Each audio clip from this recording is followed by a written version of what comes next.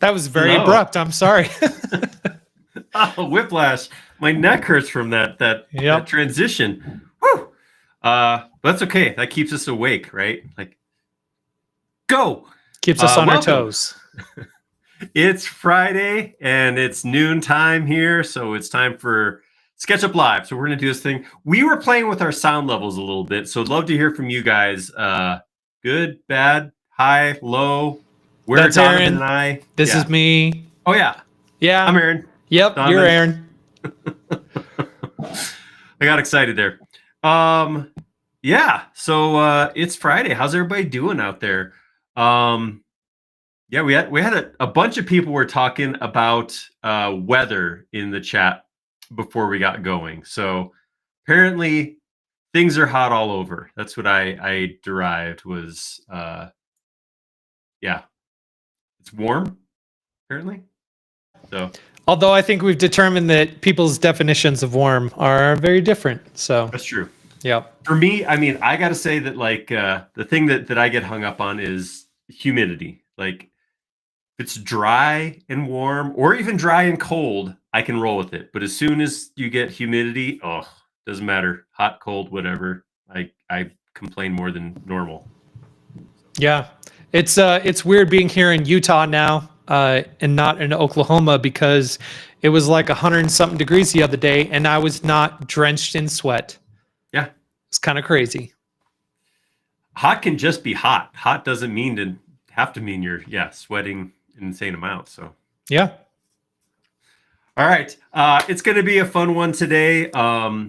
We do have people coming in from all over. That's awesome. Thank you for hanging out with us. Thank you for confirming the sound seems to be all right. Yeah, this is going to be fun. So we're going to do a little project. And I mean little because it's only going to be about, 3 feet tall. But we're going to design a convertible chair / step stool. So a converting piece of furniture. I did download an image that I wanted to use as reference, but I really wanted to design my own thing. Like I wanted to come up with the look and feel of it, but I did want it to actually work. So this is going to be more, we're definitely using SketchUp, but it's going to be kind of a design intent heavy session where we're going to figure out how this thing is actually going to work. Should be fun. It'll be a fun one. Yeah, I don't know that we have anything else to call out. Like there's anything that we need to make sure we mention to you guys because I don't know. We're just kind of in the middle of summer. Stuff's just cruising along. Yeah, that's all I got. So yeah, if you want to do a shout out where you're from, Donovan will run down the list and recognize you. Otherwise, yeah, we can start going. All right, let's do this. All right. Cool. So I'm gonna start. Like I said, I'm gonna grab this image that I found on the internet and bring it up here. So this is the type of thing I think would be cool. So there's some stuff I like about this specific design. There's some stuff I don't love about this specific design. But the important part is this right here. See, this cuts up right here, goes across here. That's 2 separate pieces. The front part folds down, and then you get these steps. So this little shelf in the middle actually turns into 2 steps, one below, one above, and so on. So I want to come up with this shape first, like the 2 pieces, figure out where they are, and then kind of work with this. I don't love this little squiggle right here, or this back right here like this. I don't know why, but it just doesn't. It's not awesome for me. So I'm not going to do it. That turns into a bed. Well, if you turn it the right direction, it will turn into the bed if you step up it. Yeah, that's... Or if it's big enough or you're small enough, I guess it could turn into a bed. I bet there's some pets that could sleep here or here. Or maybe very compact children. Yeah, so that's kind of my plan. That's my intent right now. So I'm going to just kind of get in here and start. Where we got people coming in from, Donovan? So, talking about weather, we got people coming in from very hot South Wales, UK. Got people coming in from Toronto. Let's see. We got people more Toronto. UK, more UK. Oh my gosh, heavy. Oh, more Toronto, Massachusetts. Okay. Vancouver, Canada, from Poland. Scrolling Awesome. there's a lot of conversation going on all of our social media channels. We are on YouTube, we're on Facebook, we're on LinkedIn.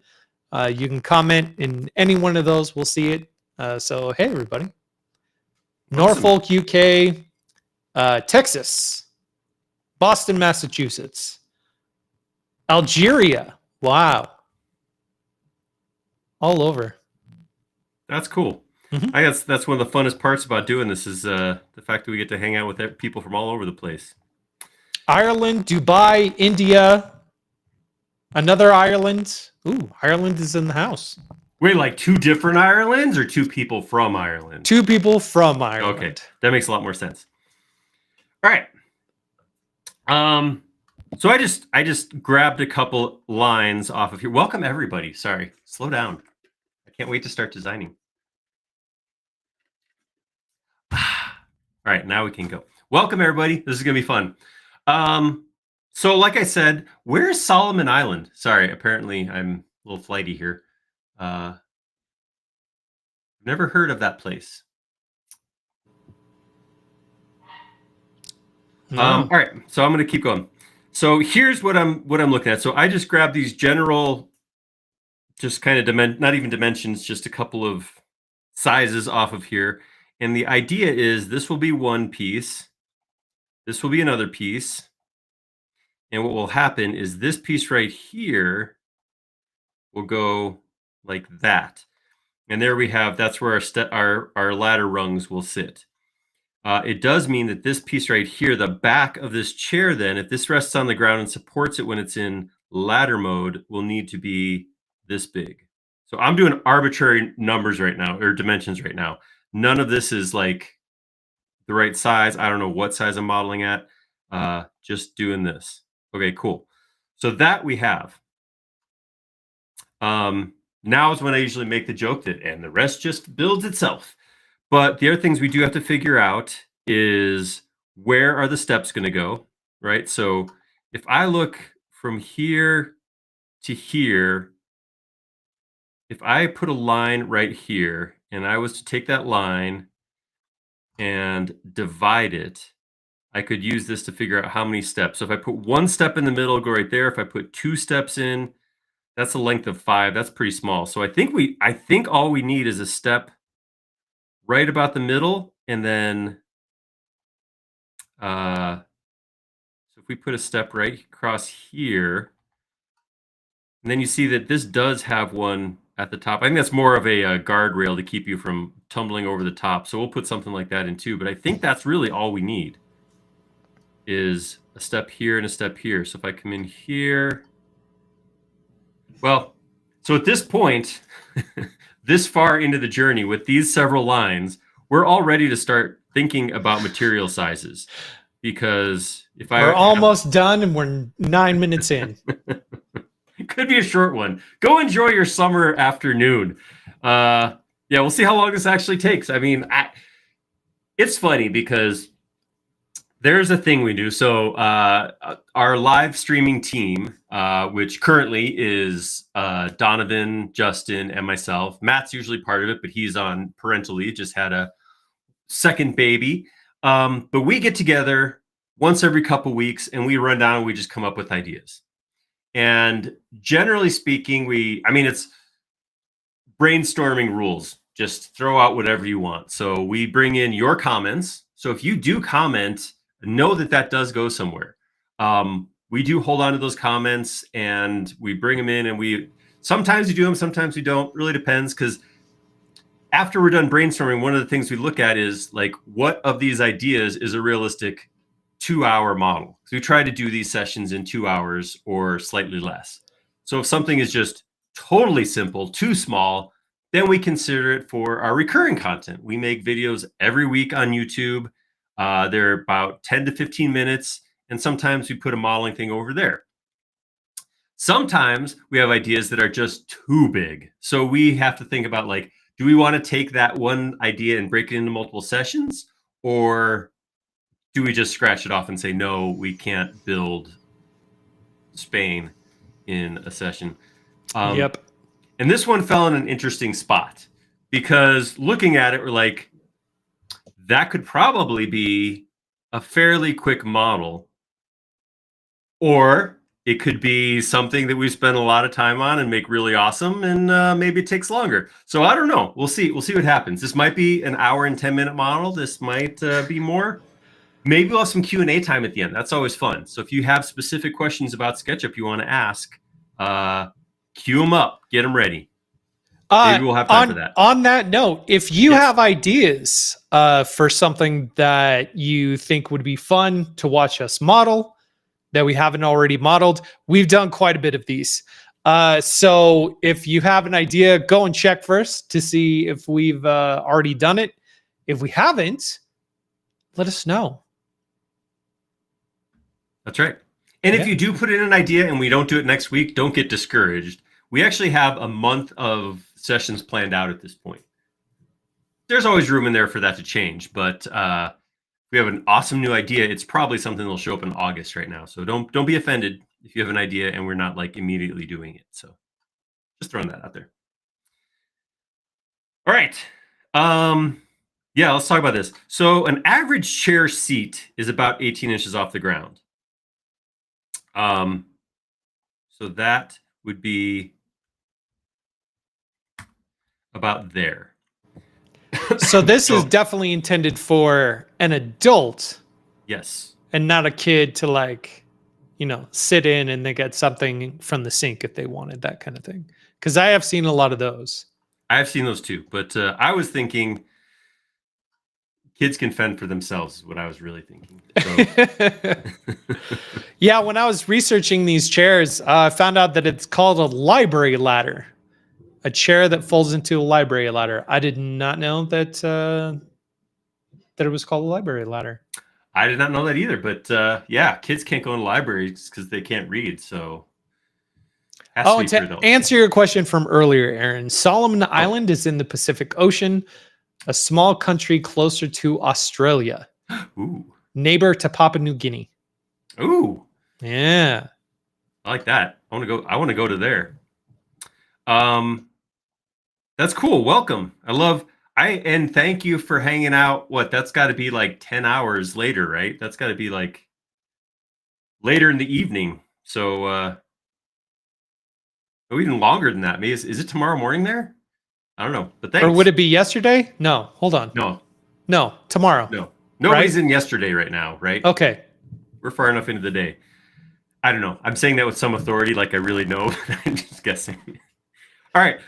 Anyhow, to the chair, library chair. So what I did was I took both these pieces and I put them into a single group. So if I can go into that single group now, I can use my tape measure to say from here to here is 18 inches, hit enter, and it's going to resize just what's in my group. So I'm going to go, yes, there we go. That's now 18 inches.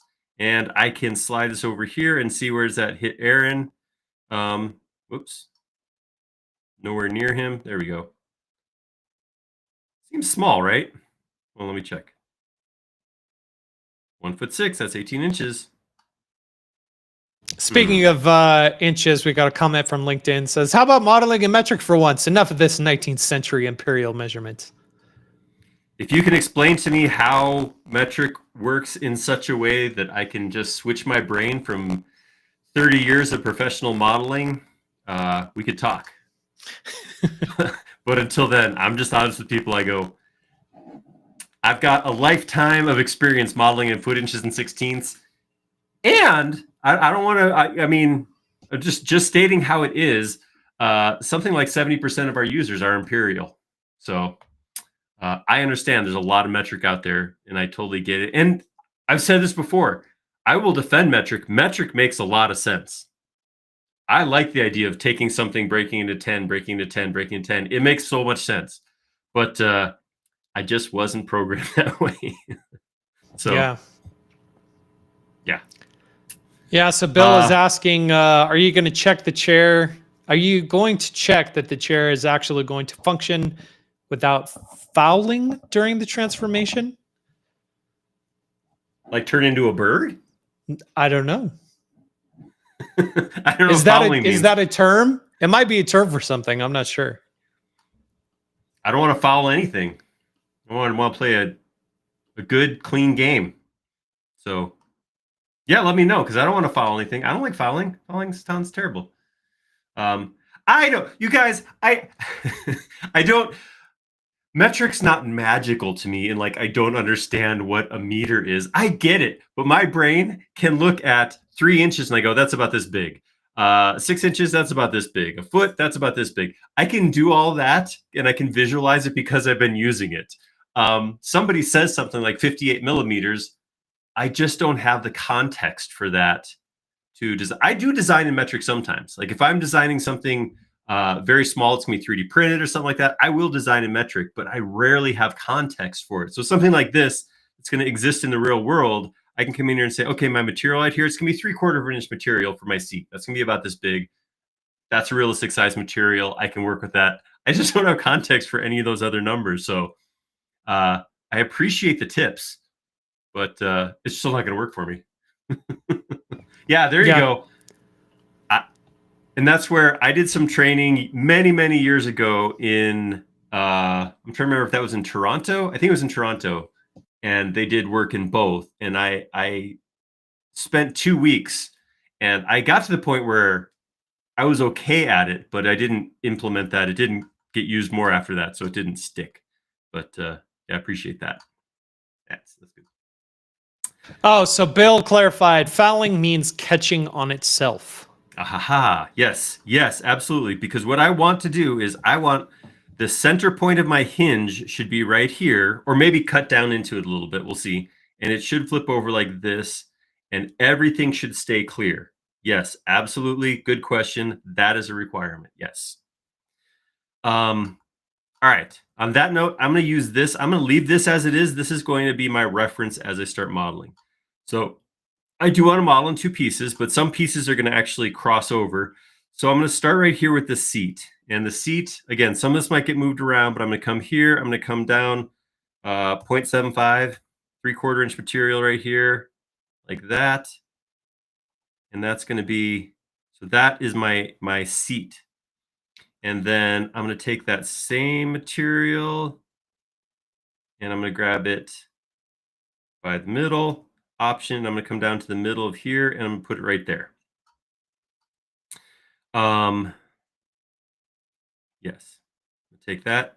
I'm going to make it into a group. I'm going to copy that group. I'm going to Command C.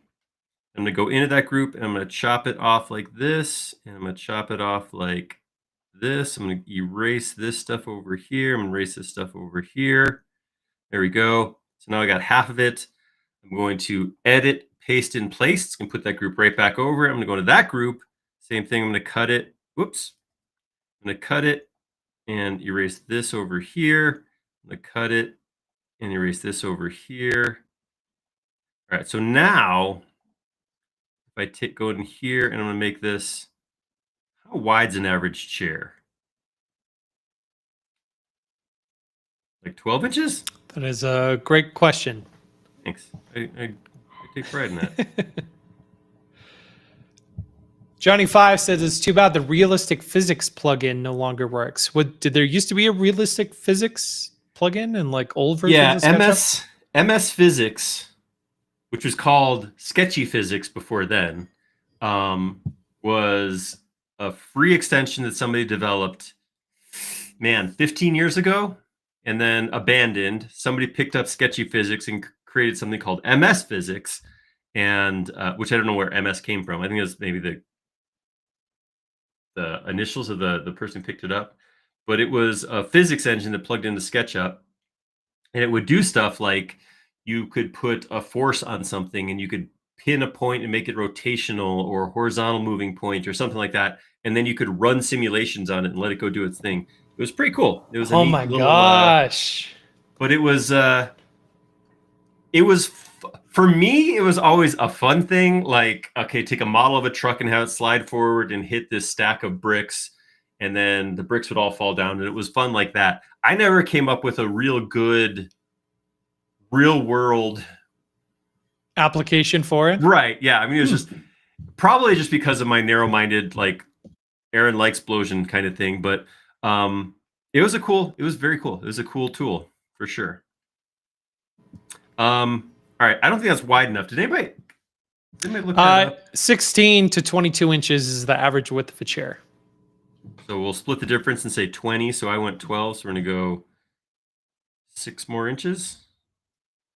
Wait, 8 inches? Holy cow. Is that right? Hold on. It seems wide. That's 20 inches.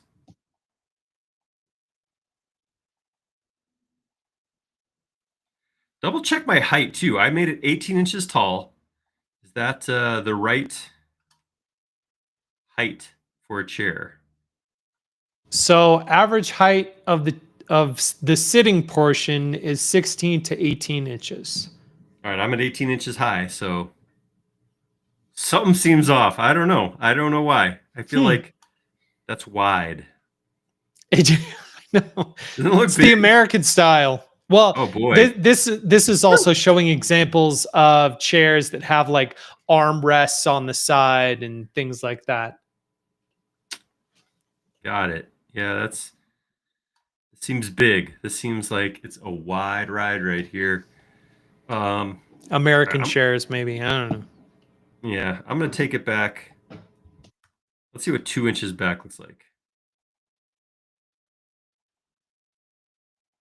But yeah, so with SketchUp Physics, what we could do is we could actually take this group right here, and we could actually pin a rotation point right here, and then put like essentially a motor, physical force that would automatically go click and just flip it over to here, which would be kind of fun. I have a way that we can do real super basic animation, just showing how it goes, and we'll do that at the end. But yeah, it is a thing that could happen. Yeah, Johnny 5 says physics would have worked well for something like this model. Pin a hinge, show the actual conflicts in the geometry. Yeah. Yeah. All right. So we have this top piece in, which means I think I can just hide this for right now, because these are the pieces. Oh, I do need one more thing. I need this. Ooh, Colin says you can do that with dynamic component. One could. Quiet down, Colin. No, you could. You absolutely could do that with dynamic component. We're not going to. I'm just being straight with you. Every time I get into dynamic components, I need to sit down for at least an hour and get back into them, because I don't use them often enough to remember how stuff works. And I've tried that live, and it always ends up with me fumbling around, and it doesn't work well for anyone. So Bill is calling your bluff. He says, measure your seat. You said you know what 3 inches, 6 inches, and 12 inches it looks like. Well, not only that, I have a tape measure right here, but I'm sitting on a drum stool. Oh. Let's see. This is 20 inches. 20 inches tall? 20 inches tall. 20 inches tall. Okay. Yeah. So immediately, what are we at? We were at, what did I say, 18? Yeah, so, that's 2 inches taller. Ty says you could do it with live components too. Correction, you could do it with live components. Don't you guys put things on me. You're all capable of making tutorials. Gosh. I'm just kidding. I'm not really. That's cool. All right, so that significantly changes some things right off the bat. So I'm going to go hop into my hidden object, and I'm going to, so here to here, we want to make this 2 inches taller. So I'm gonna do the same thing. I'm gonna grab my tape measure. I'm gonna say from here to here is actually 20 inches, which makes it not only taller, but deeper this way. So making these boards now, if I come in here, if I say, okay, take all of that and move it up, and then we'll slide it back to where that is. and then pull this back to where that is, our wide chair doesn't seem so wide anymore by making that change. Colin says when you post the model later, that could be the challenge. Have the people convert it into a dynamic component and do a live component. Works for me. Mm-hmm. You're more than welcome, y'all. All right, so there we go. So that's the difference in location between 2 inches tall and keeping this thing all relative. Keeping it relative is going to be very important because, of course, how these pieces hinge is all going to be dependent upon that. So if we just arbitrarily like scaled it up, we would mess with lots of all the parts basically. Right. So Johnny 5 is recommending that we do a live stream as an intro to dynamic components. I got one better on you. I got an eight video series on YouTube that walks through those basics. So go get it. We've done it before. I don't have a problem with live wait, do you say live components or dynamic components? You said dynamic components. Okay. I like dynamic components. I'm just not I don't use them very often. It's not a thing I use a lot. So what was a library chair? Yeah, library chair. Somebody mentioned that the model the reference image that you have is the Benjamin Franklin library chair. Ah, Ben Franklin. All right. All right. There we go. Okay. So now you go back to hidden geometry. Or no, I'm sorry. Get rid of hidden geometry. Get rid of hidden objects. See, that seems like a much more realistic seat. All right. Saving that. Now, let's get some more stuff in here. So we got something like this, like this. I'm looking at this piece right here that sits in here and supports this portion. One of the big pieces, though, is the chair, the piece at the back. So that eats into some of this geometry here. I'm going to arbitrarily say it comes into here. And I'm going to go up to here. How big is that? Maybe I should pick a specific size. All right, I'm going to undo all that. I'm going to say whatever my piece on the back is going to come in 1 inch. 1 inch. There we go. I'm going to reserve that geometry for my later. For my back. Yeah, the piece is going to go up for my back. So that makes this right here piece basically some portion of this piece right here. Take that and get rid of that and get rid of that. No extra geometry. Make that into a group. And I'm going to cut that. I come in here. I'm going to make this into a group. Make this into a group. And then edit, paste in place. And then, so I want a little bit of overhang here. So it looks like maybe a 1/2 inch in. So I'm going to take this, I'm going to scoot it in here, 0.5. Just give me a little bit of an overhang. Oops, that was not the right spot. What did I do? I went the wrong direction. There we go. Wrong direction. Come this way, 0.5. And then we'll take this and we'll make this into a, I don't know, 3/4 inch material too. Peter says, this is the kind of project where it comes in handy to have an advanced diploma in mechanical engineering technology to calculate the hinge points and clearances. I agree. That would probably be great. All I got SketchUp. So I'm going to use what I got. See what happens. That wasn't me. That sounded like confrontational, like a call out. Oh, yeah? That was not meant to sound like that.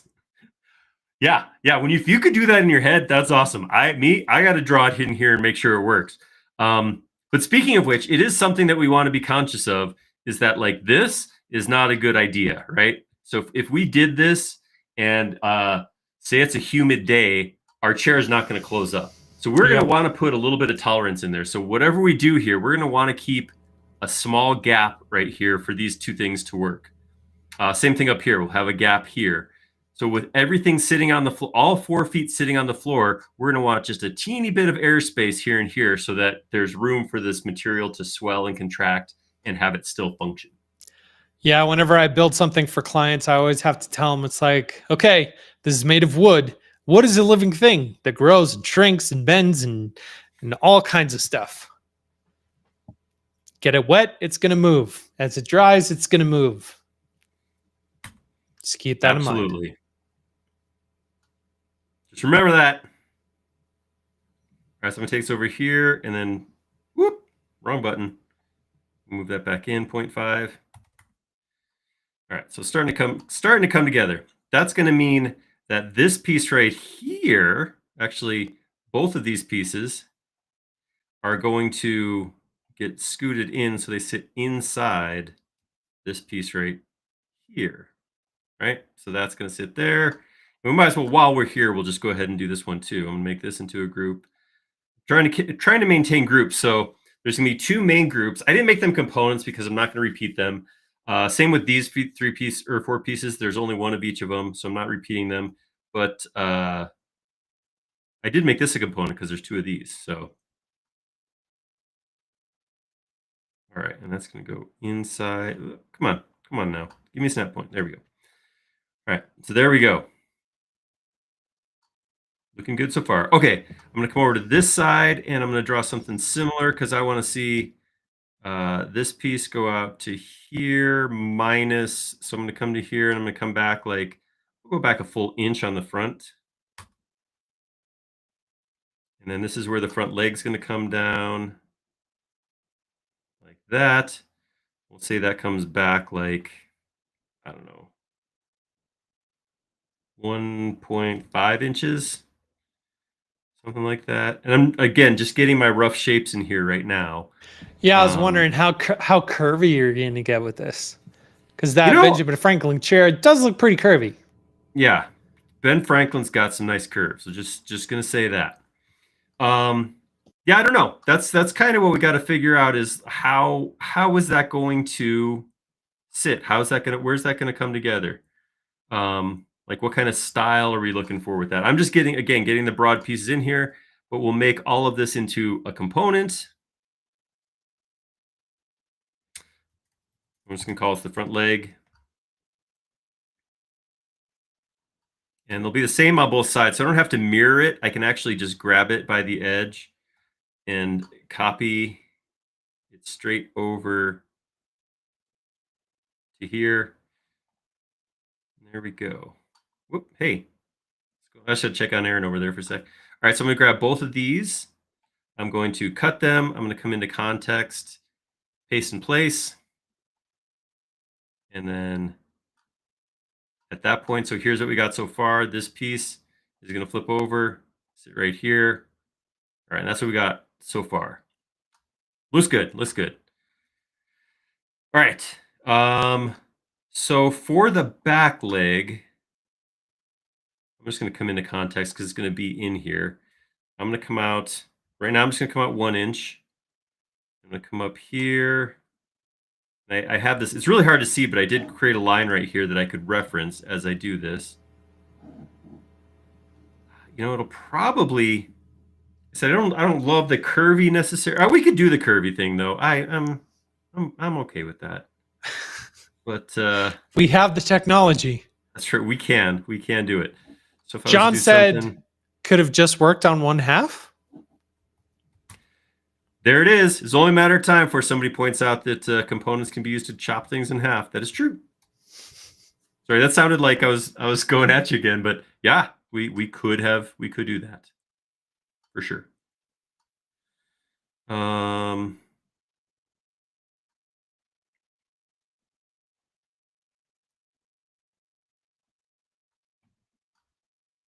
boy. I do stuff all over the place. I made a straight up mess. So yeah, I wandered all kinds of out of plane. So what happened was I started drawing from down here in plane with this back leg. And then as I went up, I snapped all these points to where I put my guideline, which was in the plane of the outside of the chair. Easy fix though, because if I just grab everything up here and I move it horizontally so that it lines up, move it horizontally so it lines up with that snap point, it should take it back in plane. And then all I should have to do is draw another edge. Oh, I don't know if I closed it. Did I? All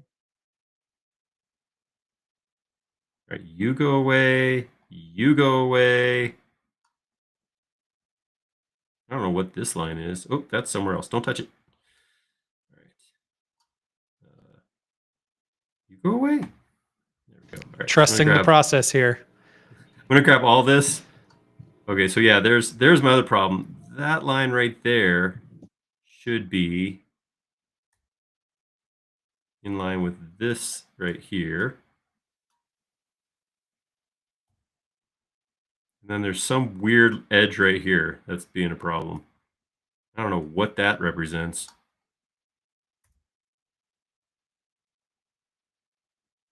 Sometimes, I will tell you this, sometimes I get excited and I do stuff. Sometimes that stuff I do is not the right way to do something. So sometimes you end up with things like this, and it makes it harder to make things that you want to make. But I think that should have pulled everything. Maybe. That is exactly how my wife described my woodworking.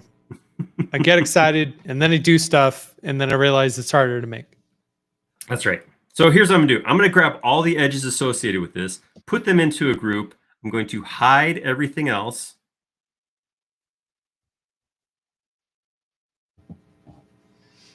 Bill says, are you going to make a curved cutter and use solid tools to subtract from the rectangular block? It depends on what we decide. So that is definitely an option. So I'm going to redraw this whole section. Come to right here. I'm just going to cut right around the chair. See if that doesn't make things simpler. All right, you're going to have to explain this one to me, Aaron. John Ross says, Thomas Chippendale is looking down on you and shaking his head, Aaron. Is that the dancing guy? I don't know. I was hoping you knew. I don't know that I've met John Chippendale, so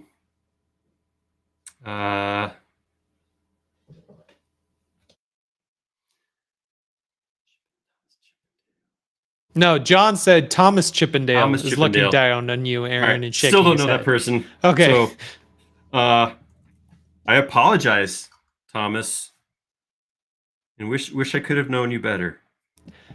And then Erica on LinkedIn says, I've never seen a chair like this before, even though I work in the furniture industry. All right. Colin says, furniture guy, I imagine. Oh, yep. UK master furniture maker. Yeah. Chippendale Furniture. Isn't that doesn't he have a famous chair? Isn't there a Chippendale chair or something? Or I don't know. I might just be talking. Now I'm just saying things. All right. Yeah. So Chippendale is a furniture style, 18th century English, known for elegant and elaborate designs. Awesome. All right. So here's what we got right now. These are the broad strokes. Okay, so we're a little ways in, and we have basically the important parts. So one thing that will happen here is we were talking about having a separation between the two pieces. All that has to happen is this piece will scoot back ever so slightly here to give us a little teeny gap, and that's all we got to do. Because they're grouped together, by moving that one piece, all the pieces get that little teeny gap. So I don't have to worry about like taking each piece and shortening it or something like that. It's going to just scoot out of the way that way, which is kind of nice. Yeah, so at this point, we really have finish work to do.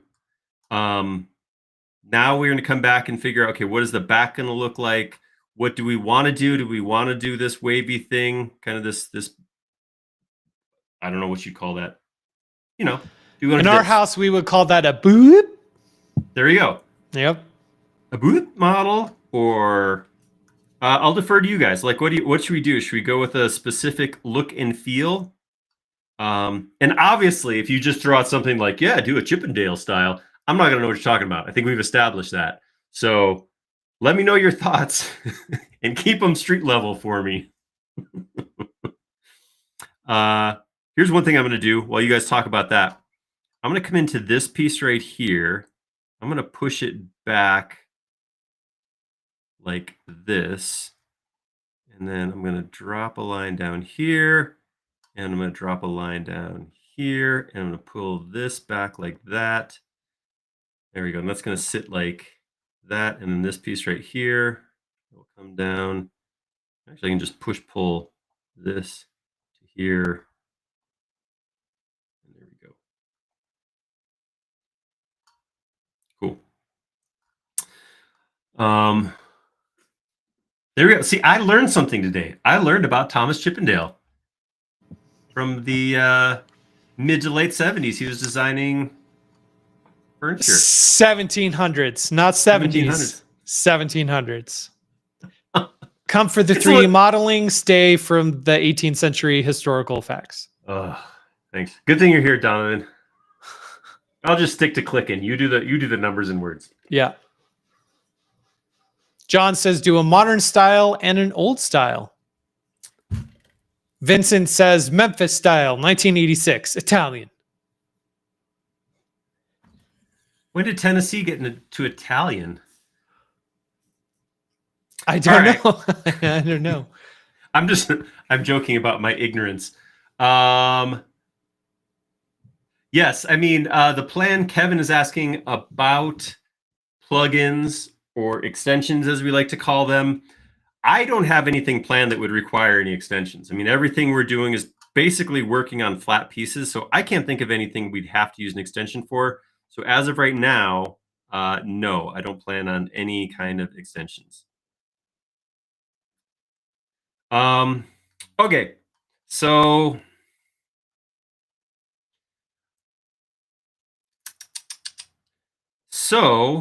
yeah, back to this idea here.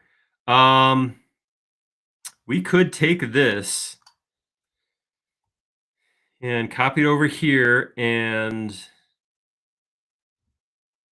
make both of these pieces unique. Of course, you'd have to come in here too and make all of these pieces unique. And one more time over here for the front legs, make these unique, which would give us 2 separate templates to work off of to finish this thing.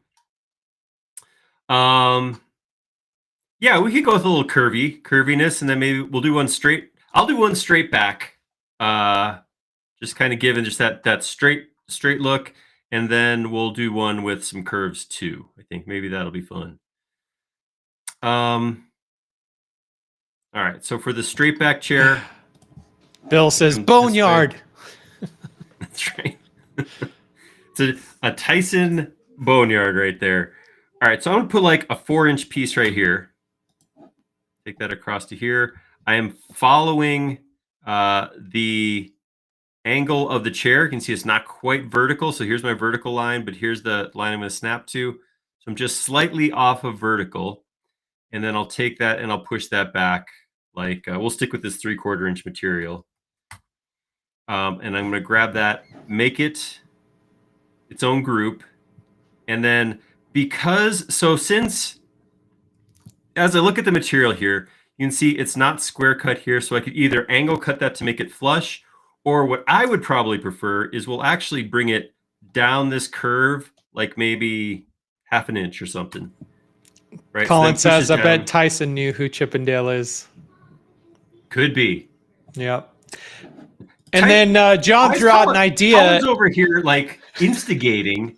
Can you ban him? Sorry, Colin's a team member and known for poking the bear, I guess you could say. I'm just kidding, of course. Loved Colin and would not want him to not be here. So just a joke, just a joke. John threw out an idea of IKEA chair versus Chippendale chair. Well, I still don't know what a Chippendale chair is, so I'm on board. No, I'm kidding. Yeah, sure. Let's do that. I don't know what that is, but let's do it. All right. So right here, So there's my back. It's like I said, straight back. I'm just gonna go with straight pieces, and then on this one, we'll throw some curves. This are similar. We'll get an arced piece in the back as opposed to a straight back piece. But yeah, so I'm just gonna kind of keep carrying through here. With this piece right here, I'm gonna actually mirror this right here, that curve. I'm gonna come down like that, and then I'm gonna go across like that, and then I'm gonna pull this to here. Gonna erase. Oh, no, that's. I just looked it up. They are very fancy. Oh yeah. They are very elaborate. Yeah, some of them have like ornate work in the middle, back support piece, lots of curves. Sorry, guys. Tom and say I can't do it. They're cool. They're cool looking. They also look like something I would find in my great grandparents' living room. Gotcha. All right. Well. Wow, a lot of like carving and I don't know what you would call that, like accent work, filigree. Filigree, is that the name for it? Filigree. Yeah, not probably gonna in this. That would take 2 hours. I mean, I've done entire sessions on that kind of detail work, so that in and of itself could be an opportunity in the future. All right. So let's see, how's this all coming together? All right, so this piece right here, right? If we look at this guy, I don't actually need this whole piece. If I look at what's the thickest I get here, this is just about 3 inches. I think I did, what did I do up here?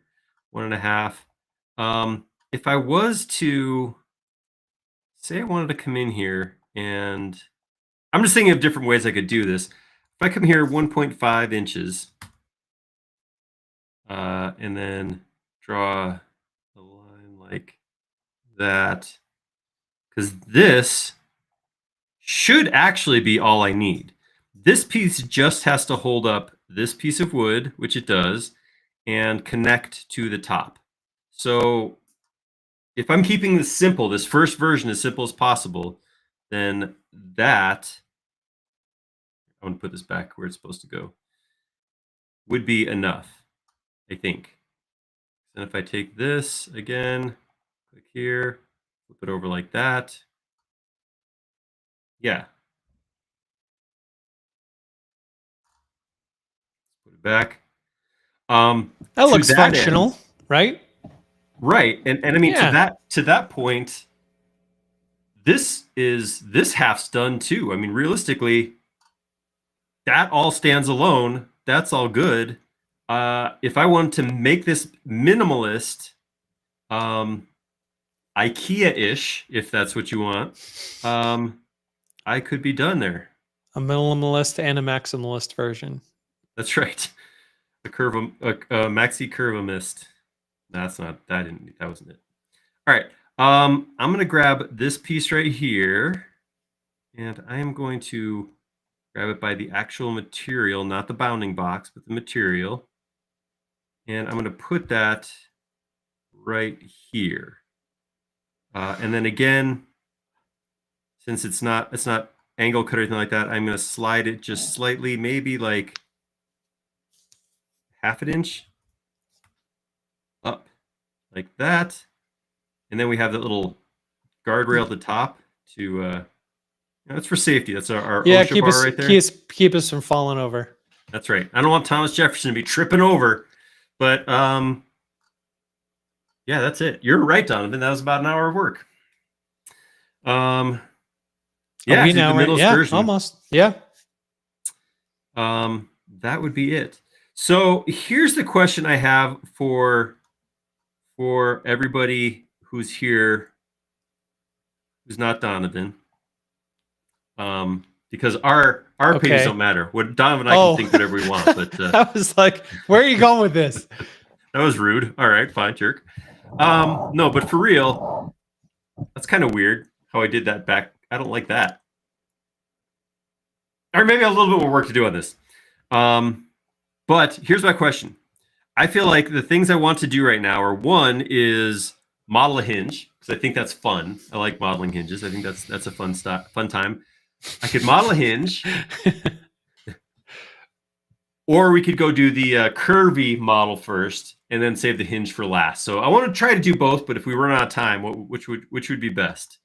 What do you think? Should we hinge first, or what do y'all think? Let me know your thoughts. I will let you know when they start coming in. Bill says you're missing the back support, the center back support. Keggy says hinge. All right, we got a vote. We got a vote. John says hinge. We got a trending answer. Bill says hinge. Ty says you can make the seat a bit more comfortable to sit on. Shut up, Ty.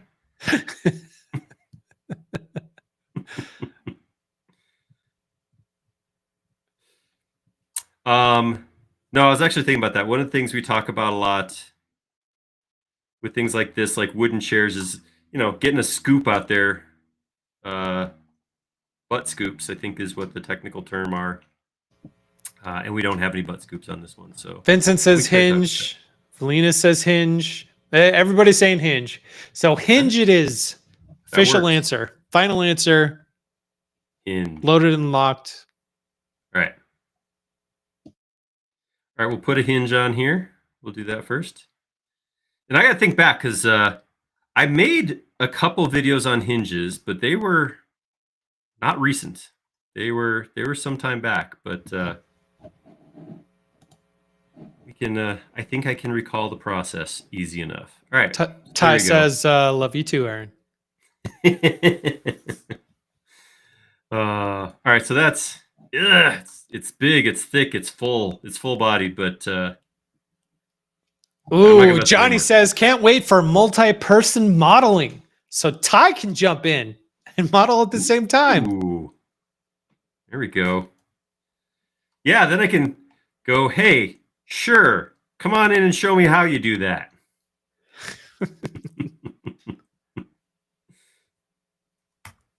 All right. Multi-person modeling would be fun. It is all in good fun, you guys. I don't make fun of somebody unless I know them fairly well. And that's why Ty and Colin get that treatment. Love you guys. All right, so as we talk about a hinge, so like I said, one of the things we want to do, of course, is we're going to come in here and we'd want to put the teeniest bit of space between the two. Like, I mean, like that much space. Not a lot, but enough that that wood can move around a little bit. It's not going to affect the seat. Because whether it's in chair mode or it's in ladder mode, it always has these 6 feet on the ground. That little hinge, or that little gap, should never cause a spot where it's so big that it kind of folds up the other way. You know what I'm saying? This should stop it. Even with that gap, will stop it from going too far that way. And then same thing, we flip it over. I'm not going to model it that way because I want this point to be able to model off of. The inference, that point where they're supposed to come together ideally. And if I was to put that gap in there, it would be at the very end potentially. But like I said, all it is moving. It's not shortening any material or anything. So I wouldn't even worry about it in the model necessarily. Unless I was trying to do a detail, then I might model it just to show a close-up. So Vincent says, can you do multi-person modeling in SketchUp? Seriously? Not at this point. No, we at Basecamp last year, they showed some collaborative viewing features that are up and coming where I could sit here and model, and I could invite you guys to come be part of it and view my model, move around inside my model and look at it as we go. As of now, that is the features being worked on. And but hey, there's always the future. Never stop hoping.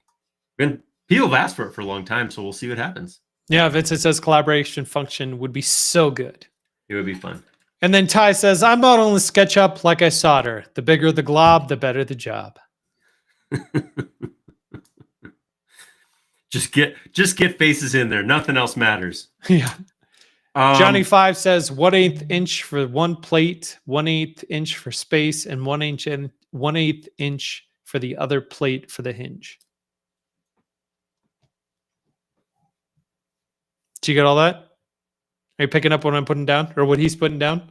I was going to cut into the material and have the hinges, the faces, inside faces of the hinges flat with the material. My thought was that, we come in here and something like this. Oops, didn't go in deep enough. So be able to do something like this where I'd go in here and based on whatever we get for a hinge, push this in ever so slightly, and then the plate of the hinge would lie in there.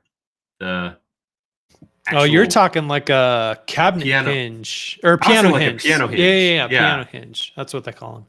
Right. So I know we could do something like some cam hinges where they go into each other. Like, I don't understand. Those are magic, so I can't model those because I don't understand how they work. So yeah, my thought was just a simple piano hinge that we could recess into the wood slightly and still have it pivot around this point. Johnny says, or you could do that. I appreciate it, Johnny, and I'm sure you're right. I'm not arguing with you. Yeah, I'm just always been a big fan of recess, even since I was a kid. All right. Yeah, actually, this one has some like magic hinges that go inside. Yeah, those look like cast hinges that they use for hidden doors and stuff like that. Exactly. Yeah, I've seen that before, and I don't understand how they work, so we're going to go with the piano hinge. All right, let's do that. Let's do just that. All right, so I'm going to come in here, and we will use that 1/8 inch number. That's a great idea. So I'm going to come right here. I'm going to come down and say, I don't know, 1/2 inch? How about... Hold on, I got to have a discussion with myself. All right, let's say 3/4 inch. That sounds good. Yeah? Yeah, I don't know why. And then I'll go this way.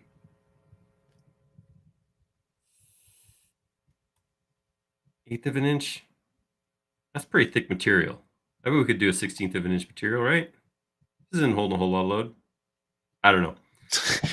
Keggy says you can't use a piano hinge here. I'm making a chair. Oh. Johnny 5 says they're called barrel hinges. Yeah. What? Okay. Cool. I'm going to grab that. I'm going to make it into a component. I'm going to call it 1/2 hinge. And I'm going to take that piece and I'm going to copy it. We have this now. We're going to come over here. I'm going to come out here. I don't want to try to model at an angle like that. So I'm going to take this piece.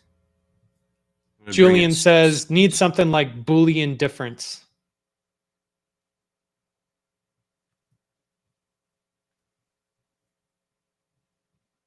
I'm not sure what that means, but it sounds technically accurate. Yes. So in SketchUp world, we call it solid tools subtract, which pulls away one shape from another. And that is a way to do that. That would be an option for sure. I'm going to come in here and I'm going to reset my axis. So since I drew this on the angle of the chair, when I pick it, see how my box is tilted that way? Because I drew it on the angle and I just put it flat. So if I come in here to axes, I can, whoops, I got to go into context. So you can see this is square to how it was originally drawn. If I want to reset that, I just go to tools, sit axes, and let's go stick it right here. Red's going this way. There we go. Yes, I want to reset that. Now when I pick it, it'll show it like that. Perfect. All right. So I'm going to have one here. I'm going to have the other one, a copy of this hinge. Oops. I'm going to turn it so I can see. Whoops. I can see red. Oh, zooming's getting crazier out here. What is going on? Oh my gosh. All right. So there we go. Option. And I'm going to copy it over to here. So there's my two hinges laying flat. So what I'd want to do now is identify where the center of the actual hinge goes. And because I want these two to lay flat, that means the circle, the pin of the hinge would be right up above this point. That makes sense? Mm-hmm. Because they would go up and go like that, and then they would still pivot along this line. I'm gonna hit save. I find it very comforting that you, being the 3D Space Mouse master that you are, still have issues, because I finally once in a while. found my 3D mouse dongle and plugged it in and started using a 3D mouse in SketchUp and almost threw it across the room. Because Nice. I'm like, all right, let's try this 3D mouse. And there goes my model. I was like, all right, nope, recenter it. Let's try it again. And there goes my model. And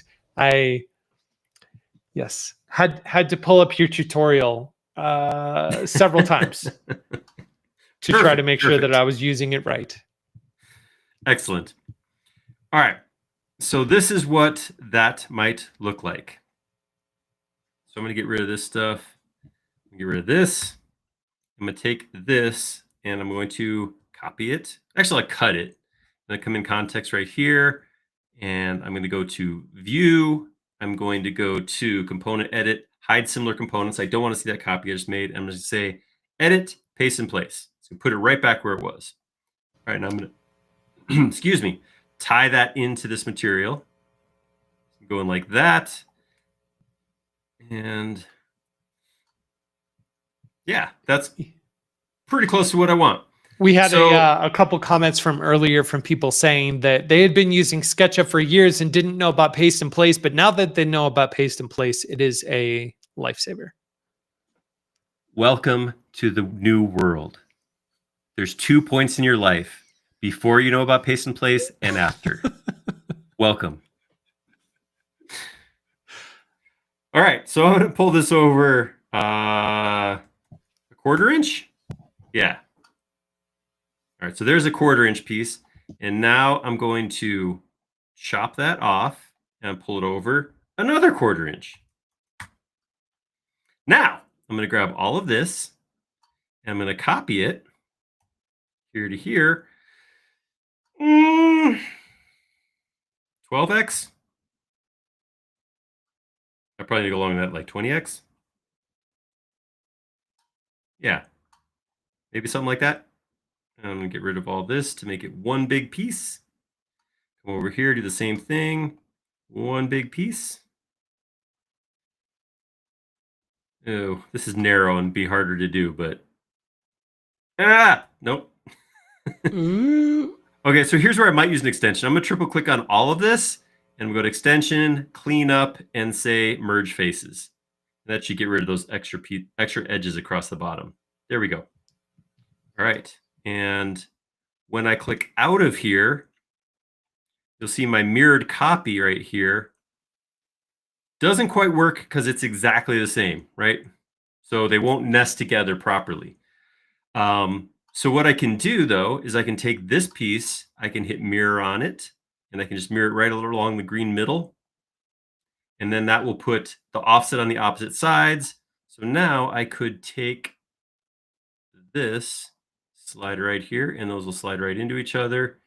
And there we go. We got a hinge. Look down there like a pirate's telescope. I should see the chair. Yep. There we go. See how it all lines up? Yep.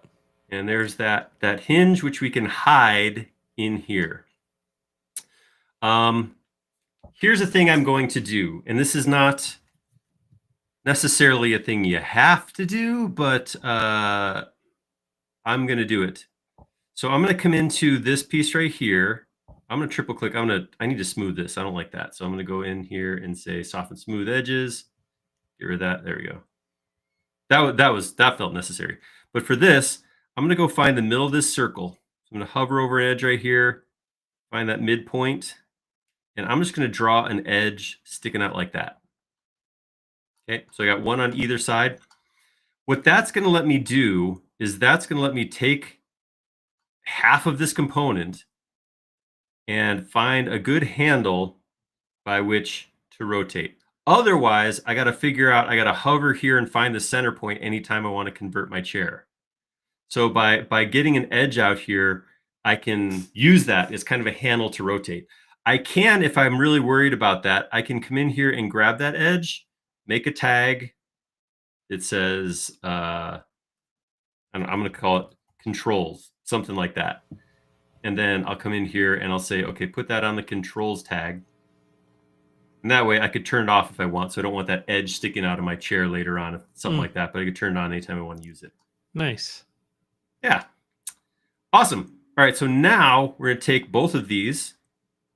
We're going to move them so that this right here, this point. Oh, I gotta use my mouse. I'm scrolling with my wheel. I'm going to grab that and I'm going to put that. That should meet right here. And then, so let's slide it over.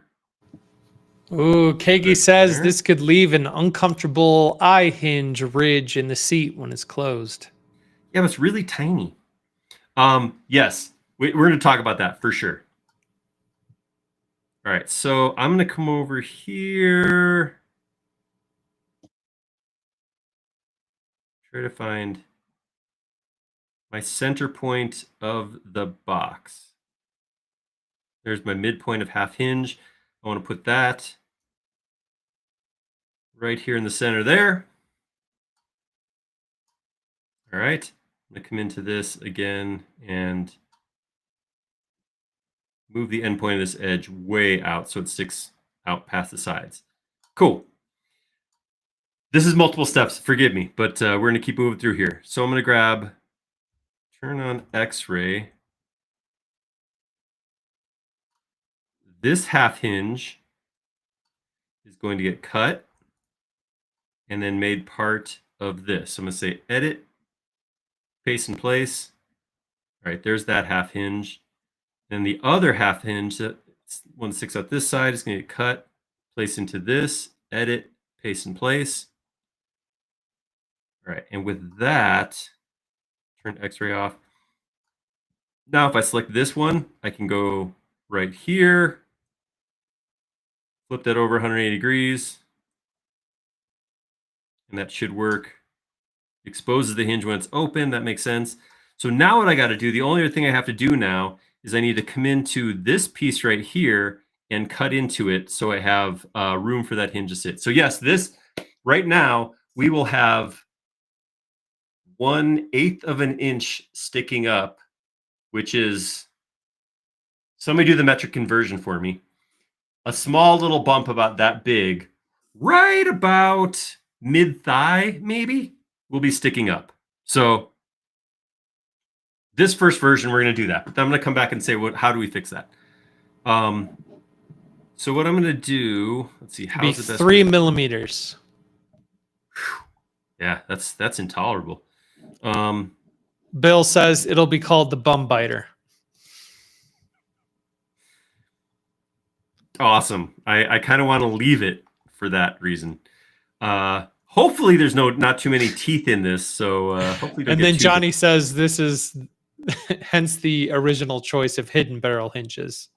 Probably so. All right. So I'm going to do that. So all I did was trace around the hinge, push it in. So because it's pushing normal to the surface like push-pull does, my bottom is done. So this is finished. Like that's exactly where it needs to be. The top, however, since it pushed in parallel, left a little bit of material at the top. So I'm going to hide everything else. And what we need to do is we just need to get rid of this little lip right here. So let's do that. I'm going to go back into X-ray, and I'm just going to go draw an edge from here up to here to here. I'll take that across like this. I'm trying to think. There's little things like this. There's probably more elegant ways using solid tools or something like that to do it, but I feel like doing a little tiny repair to the material like that is so quick and easy. I don't really worry about it. So yeah, so there we go. With that, there's that piece laying right in there. I'm going to do this right now before I go any further. I'm going to go to a paint bucket. For whatever reason, no matter what I do, it always goes to my second monitor on the far side. Have you saved? I've been known to save before. Okay. Save. Yes. Oh, you know what? I don't even have my. Sorry, you couldn't even see that, but Command S. There it is. Command S. Saved. Okay. Let's go to metal. So Grass. Colin says, will having the upper and lower parts of the hinge have a bad effect when trying to rotate it later? Shouldn't. How's that for an answer? It should not be an issue because they're connected by the middle of the hinge. So as long as I rotate off of this, it should be okay. I don't know. I guess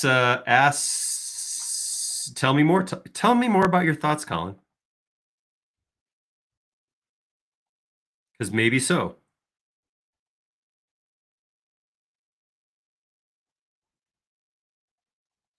I'm gonna do the same thing up here. I'm just gonna put a little pocket in here.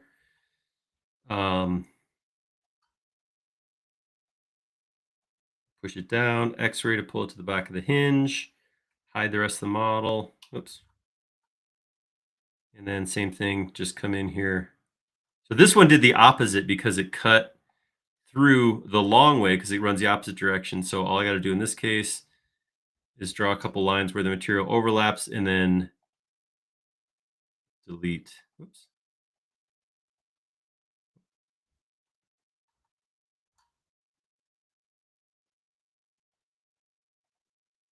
Like that. Colin says it should be okay. The other half of the hinge is hidden.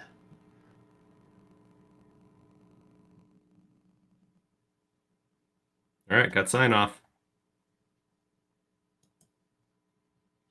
So that should allow me to take this piece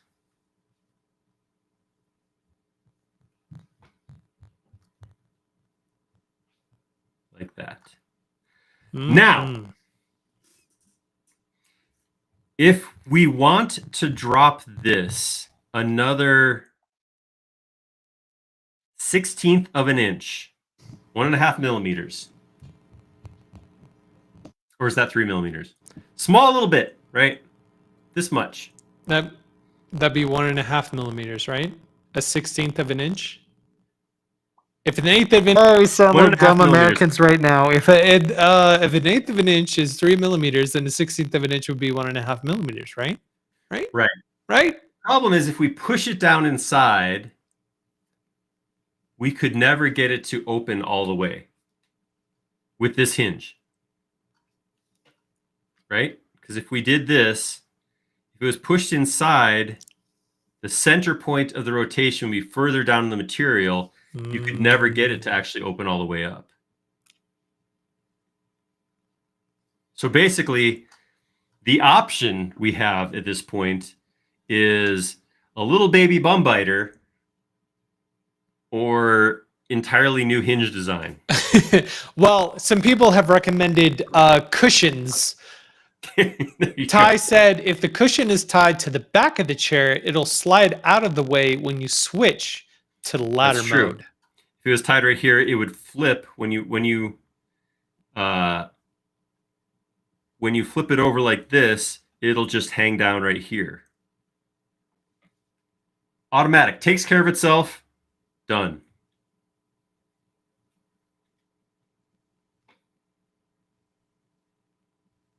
Yeah, that would work, wouldn't it? Yeah. It would.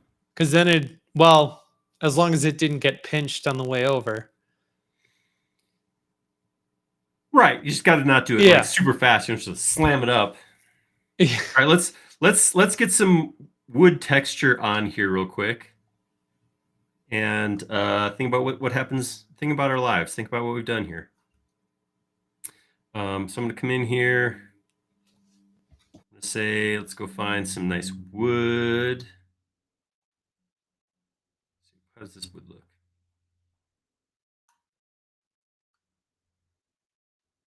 That's definitely a laminate. Transom says you could use invisible hinges. That is true. I love invisible hinges. I try to put them in anything that needs a hinge because they're so good. Because they're so invisible. They're so invisible. All right. Yeah. And Johnny 5 is celebrating the day that your resistance will lead you to the metric side. Or your lack of resistance will lead you to the metric side. Like I said, I there is a lot about metric that I genuinely think makes a lot of sense. I am not, this is no, like, I don't have any, like, I'm not holding on to anything by saying I have to do an imperial. I just don't think in metric. I think in imperial. So it's really hard for me to, like, what would this, what size would this be? I don't know. So. Yep. Jody says, this is weird. I opened LinkedIn and was notified about a SketchUp Live. What kind of person have I become? Welcome back, Jody. And then John says, I've never seen an invisible hinge. Yeah. Nice. Yeah. This is very, this is very like a farmhouse style chair you got going on with the white contrasting against the wood. Absolutely. That's what I'm trying. I'm going here fast, but yeah, this looks, and I mean, speak of IKEA's like definitely got that, you know, white laminate wherever possible look. But yeah, we'll get it all. We'll get it all. Mm-hmm. So close. Carla on LinkedIn says, looks very interesting. Thanks for showing and sharing. Of course. Thanks for coming. Yeah. I was gonna say something, but whatever it was left me. And I don't know what it was. Cool. There we go. I think that's the back half textured. Oh, nope. One more. This one will have to manually position. Right here. Take it around.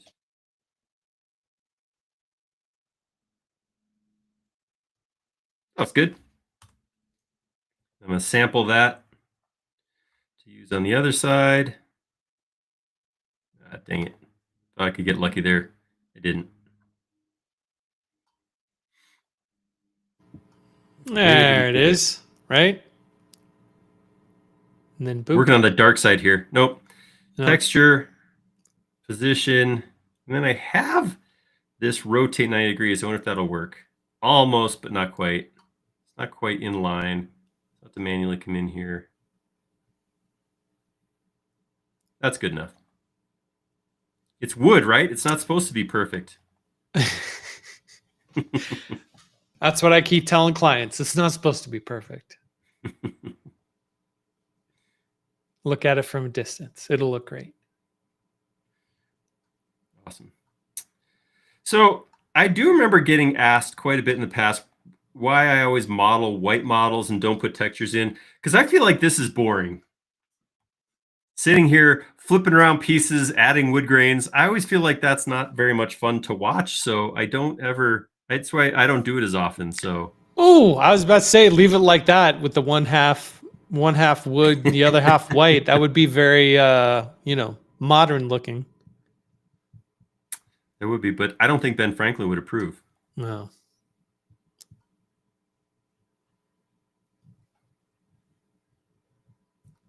All right. We're getting there. We're getting there. And I did match the direction of the grain here. I'll do the same thing here. I'm going to say sample this piece and then come in here and start that fill. Oh!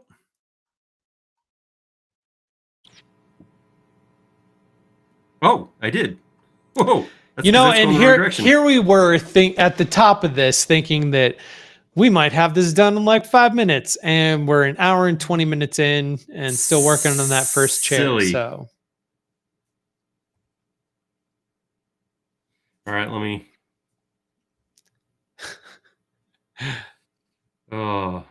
Good stuff. Jody said, I heard Ben Franklin didn't use textures when he modeled either. That's right. Yep. Smart guy. Kegi says, why not triple click the object and apply the material all at once and then reposition those bits when you need it? That's an option. The reason I don't, and this one of course worked out perfectly, so great, thanks a lot. The reason I don't do this normally, get rid of that extra edge, is by applying one piece at a time, I'm sure to go through and check the material on each piece, right? So as I come in here and look at this and I go, oh, I got to take this one and I got to, whoops, grab more than the face. Position, rotate it 90 degrees. There we go. And then this one right here, I got to come in and texture, position, and rotate whatever degrees this is. Colin says, paint all connected would be worth showing someday for those times when you orbit around and paint every surface anyway. Right, because the problem though with that too, same thing, is that I may think I'm done at this point and I forget that I didn't catch these other sides over here. So by painting each surface individually, for me, it's kind of a way to make sure that I get all those faces. Plus then I can, sample this, bring it over here, texture, position. So it's just a kind of a QC step for me. That's why I do it that way. I manually color each page, or each page, like a coloring book, each face, excuse me. All right, so there we go. That is our finished straight back chair. There's a lot that happened to the point that this is no longer useful, but we could take this and we could take it over here, make both of these unique, and then come in and make any piece we end up editing, which would probably be these ones, unique. Jody says, maybe SketchUp 26 will finally apply a wood grain texture appropriately for the whole board. So end grain, long grain, as expected. Maybe. Anything's possible. All right, so here's the thing I wanted to do. I'm going to take this and I'm going to come over here. I'm going to leave everybody else behind. Way over there. Wow. Way over here. All right. So here's what I want to do. And this is something that I'm going to turn my controls back on. So animation, there is an extension called Fredo Animator. There's another one called Keyframe Animator. There's another one called SU Animate that allow you to set states and then play through those states. For something simple like this, it may make sense to have, rather than an animation, have multiple scenes that show how this animate or how this rotates. So you could literally do something like this. I could, if I wanted to show real quickly just how, got distracted there. Align view. I go to close this down. Parallel projection. All right. I could do something like this. I'm going to come in here. I'm going to make a scene. I'm going to say plus, create the scene. I'm going to call this scene chair mode. Now, if I want to take it and I want to flip it over the other way, you might think, well, I'll just take this. I'll use rotate. Like I keep doing, flip it over and then create a new scene. Unfortunately, both chair mode and your new scene are going to look like that because scenes don't store in memory the location of every object. See this? So if I want to do that, what I have to do is I have to create multiple scenes where this object is copied and exists in different states in those different tags. I'm sorry, I said scenes, I meant tags. Let me just explain exactly what I'm talking about. So I'm going to take this piece, the piece that flips. I am going to create two scenes. I'm sorry, I keep saying scene. Tag, two tags. I'm going to say one. I'm going to call it chair. And I'm going to make another one. I'm going to call it ladder. Actually, no, I want to get these next to each other. So I'm going to call this one 1-chair. And I'm going to have 2-ladder. Now I'm going to take this piece right here and I'm going to put it on chair. So far, so simple. Now I'm going to say Control C to copy this piece. I'm going to turn chair off and I'm going to say edit. Did I not copy? I must not have copied. Hold on. Sometimes I talk about things and think that saying the thing out loud. Oh, because it's in the wrong spot. I got it. What are you trying to do? There we go. Now I'm going to say paste in place. And nope, I can't do that either. Hold on. I was thinking ahead of myself there for a second. I'm going to take let's just rewind for a sec. Okay. All right. I'm with you. Starting over. All right. So I have this piece and it is on chair. Correct. I'm going to copy this piece and I'm going to turn it off, edit, paste in place. This new copy that comes in, I'm going to immediately put it on ladder. Now, if I turn chair off, it looks like it's still there because this is the copy on ladder. I'm going to take the copy on ladder and I'm going to rotate it around my hinge point over 180 degrees like that. So now, if I switch between these two, I get those two different views, right? I'm going to turn controls off and then I can actually flip through them. So what this would let me do, this could let me, we'll go back to a camera. Is that the left view? Nope. Front view. There we go. So there's my front view. I'm going to update this chair mode scene to have this view. And then I could turn off chair, turn on ladder, and then make another new tag that is called ladder mode. Right? So this makes it real easy to flip back and forth.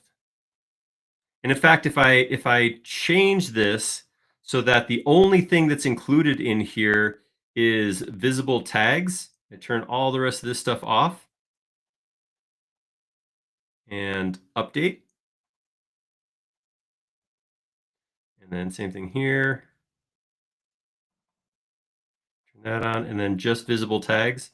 This is cool. I really like making scenes that only have certain attributes. I think it's a cool way to, so now I can flip back and forth, but because I didn't save anything other than visible tags, I can actually, while I'm rotating around, flip back and forth, which is kind of cool.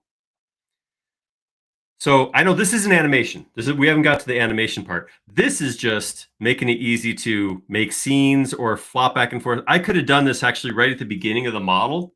And if I had done that as I was modeling, I could have just kind of flipped back and forth just to see how it worked. I didn't do that, but coulda, woulda, shoulda, whatever. Now, you did what you did and it was what it was. That's cool, but how would I go about making something that shows maybe, oops, I lost everything. How would I go about making a version that shows like it going over? Now, SketchUp can't do animation with like tweens where it's going to go from one view to the next. But what I can create is basically what are keyframes. So like stop motion animation.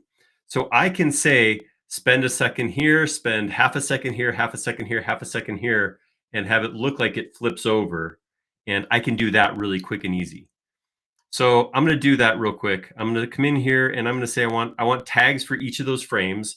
So let's say we want Let me turn my controls.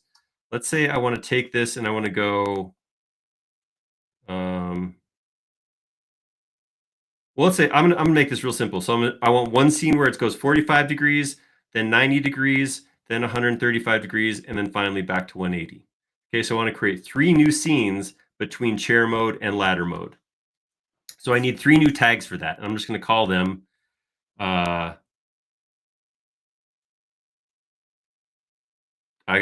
gonna number them as well. So I'm gonna call them 2, which is 45. I'm gonna make another one that is 3, which is 90. I'm gonna make a 4th scene, which is 135. Oh boy. Dash 135. And then my final ladder scene gets renamed to scene 5, which is ladder. Now, I got to do the same thing I did before because I had to take this right here, which is on chair. I'm going to copy it. I'm going to edit, paste in place, and I'm going to put it on tag 2. Right, so there it is on tag 2. I'm going to take tag 2's, copy that, edit, paste in place, and put that one on 90 degrees. Just moving our way through here. Copy, edit, copy, edit, paste in place, put that on my 135, and now I have that there. Okay, so now I'm just going to come in here to 2, grab this one, rotate it 45 degrees, turn that off, turn on 90, grab it, rotate it. Anybody remember the California raisins? I do. This is basically how they were made. And one, they didn't have SketchUp though. No. All right, so I'm gonna turn off my controls. And now I'm gonna come in here to 2, this is my 45 degree, and I'm gonna create a new scene. So I'm gonna say plus, and I'm just gonna call it 45. Oops, click right here. I'm gonna call it 45. And again, all I'm saving is visibility tag. Enter. And now I'm gonna turn off 45, turn 90, plus, I'm gonna call this 190. All right, one more, 135, plus 135, there we go. And then finally ladder. Whoops. On my ladder mode, I have to go update it because I got to turn off those extra scenes. And then probably chair mode's going to have the same thing. Update that. All right, so now. See, this is the exciting part of modeling in SketchUp. So I got that. There we go. Now, here's the fun part. Because I can come in here to View, Animation, and I can go to my settings, and I'm going to say no transitions. I just want to jump between them. Scene delay, I'm going to say like 0.25. Will it let me do that? Yeah. So a quarter second. And then I'm going to come up here. We're just going to say play animation. And there we go. Now, something I probably want to do is I want to make it go back. So let's go in here.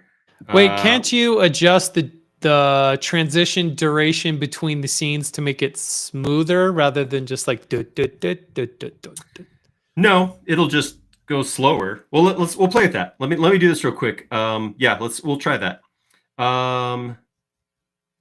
I'm going to come in here to ladder mode. Or is that only camera movement where the transition is smoother?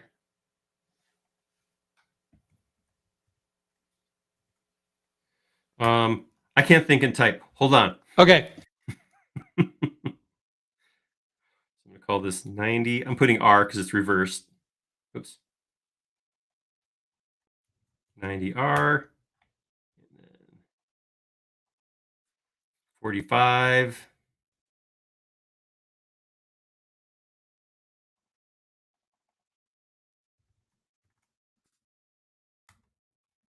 So now if it plays it,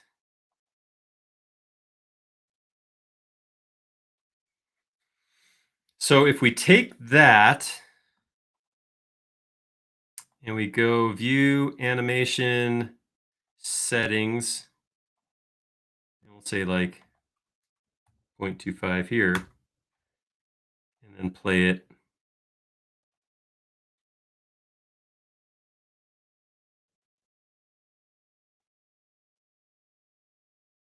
I guess that answers my question. Never mind. I guess so. All right. So yeah, again, going back to the original question way back was, are you going to do it using the extensions? This is no extensions. You could, of course, use one of those other tools that is made for animating, and you could go in, like I said, set up between animations so it would smoothly move stuff. Those extensions will actually remember to take a thing and move it or rotate it to another thing, or like was pointed out, maybe something like a what do you call it? Dynamic component, something like that, could actually show that rotation, that animation. But I wanted to show this because there is, I don't know if Dave is here today, but Dave Richards, a sage on our forum, makes these cool animations with sections and stuff of like steam engines and stuff, which I always thought was really cool. And I kind of wanted to do that. So that's kind of why I spent time making this. But yeah, so that's an option. If you want to, you can animate old school. And of course, I could make this even smoother by putting in, every 10 degrees, I could make a scene and it would show much smoother. But it's not going to give the like blur or anything like that. It's going to be these steps. I just wanted to do that, I guess. This was totally self-serving and fun. So Ty says section cuts would smooth the animation.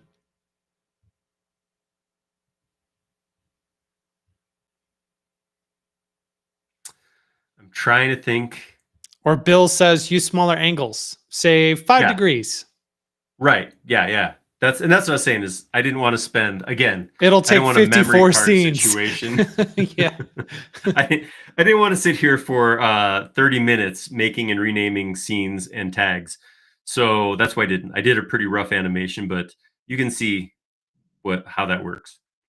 If you do any kind of zooming, though, even though we only saved the visible tags, if you do any zooming, it will stop the animation where it is. So whatever scene it's on, when you start zooming, animating, orbiting, whatever, it'll cut it right there and stop it.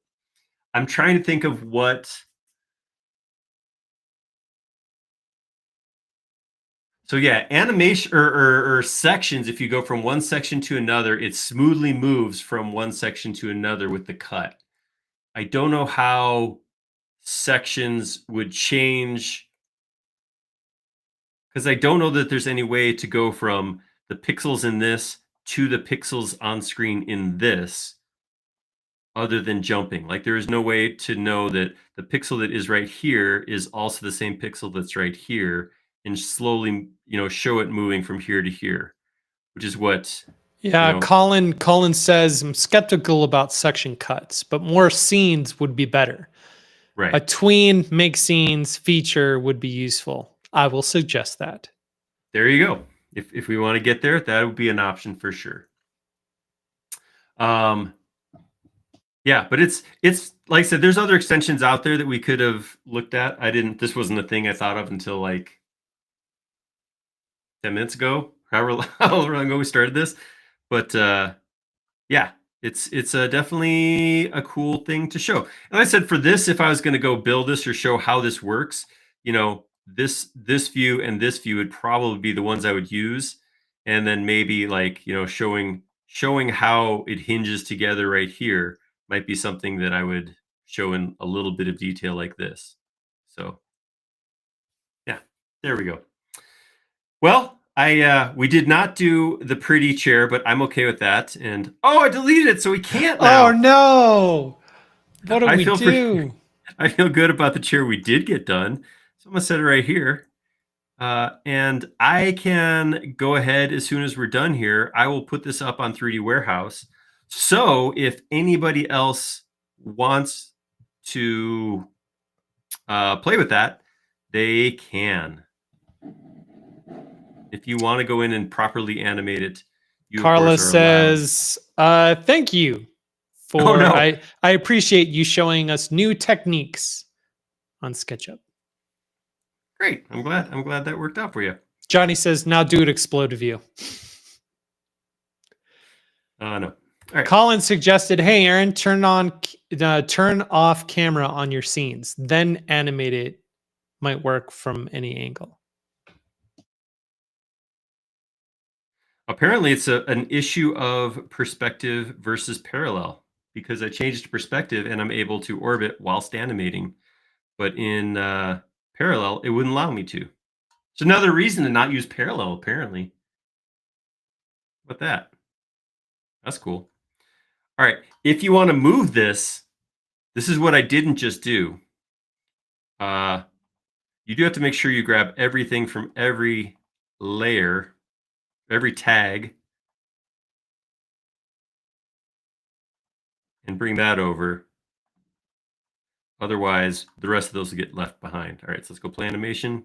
There we go. Now it works. You climb it up to get books off the top shelf of the library in no time. No time at all. All right, I'm gonna call it there. That was a lot of fun.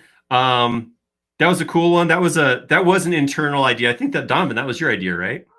Yeah. Yep. You weren't just abusing your situation to get a model that you could go build, were you? No. Well, I mean, it's so just moved into this new house and we got a library. Yeah. I'm not opposed to my ability to take your models and go build things. So we'll see how that turns out. Mm-hmm. Yeah, pretty cool. So yeah, that was fun. Thank you for hanging out with us, guys. I think we had an idea of what we were doing next week, but I don't remember what it was off the top of my head.